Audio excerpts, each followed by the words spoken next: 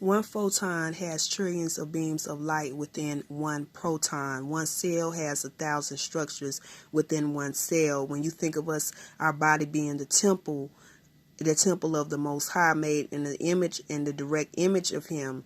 He made us in His direct image of energy and light. We are created and formed from the light. We are the light. We are the elements. We are the hydrogen and the oxygen.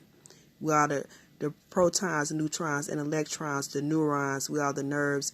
We are the eyes. We are the ears. And then all these things in the universe has eyes and ears, understanding, knowledge, and can respond and react to what we say and do.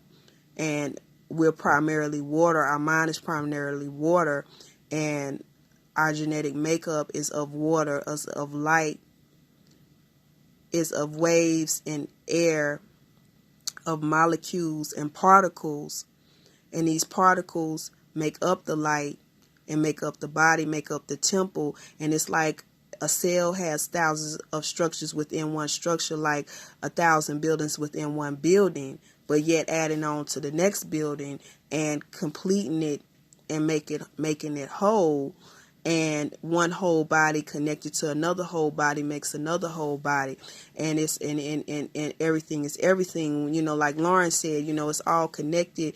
One thing is connected to the other. The circular motion of the earth and the universe and the celestial bodies is connected to the coil, and the coil that we use on the stove when we heat something up and we cook. And then the coil, the 9 other coil in the hair of the Negro and the melanated, and the coil and the copper people. We are copper, and the copper holds electricity and holds energy, and we hold the light, and we are connected to the sunshine, and our eyes are made from the sunshine, and our hair is made from the grass. And when Jesus spoke to the wind, it obeyed Him because the wind has ears and it has understanding, and it can respond and it can obey command. And then the water, when you speak words over water, it takes on a form of whatever what was spoken. So if it's negative words, it takes on a different appearance, an unappealing appearance. If it's positive words, it takes on a beautiful appearance, like crystallized form of like snowflakes and that type of crystallized form. And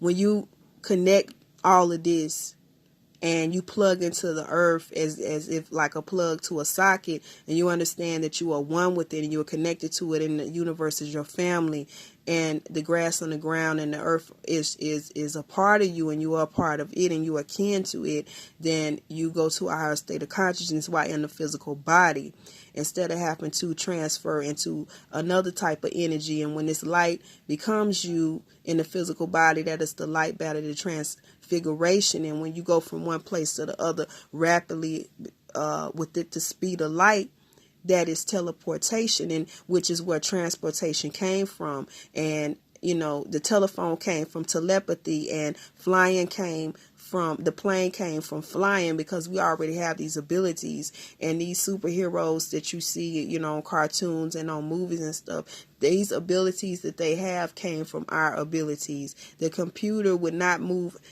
as fast and store information if the brain didn't first store this information and have rapid thought. So all of these things are connected. And so when you become one with these things, you understand that the inner universe and your inside of your body is connected to the outer universe.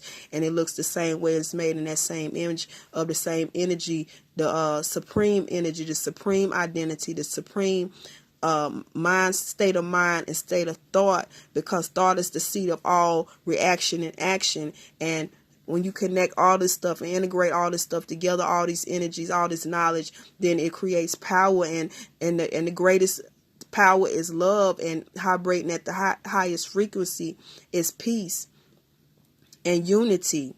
And so it all comes together when you unify all of these thoughts and all this knowledge into the fact that we are the universe and the personification of those things. Then you can go to a higher state of consciousness. And in order for God to teach us, He had to show us that the plane can fly, so that we can know that we are the one flying and not the plane. Because the only reason why it is able to fly with all the equipment that they put together is because you first thought that when you put that equipment together that it would fly.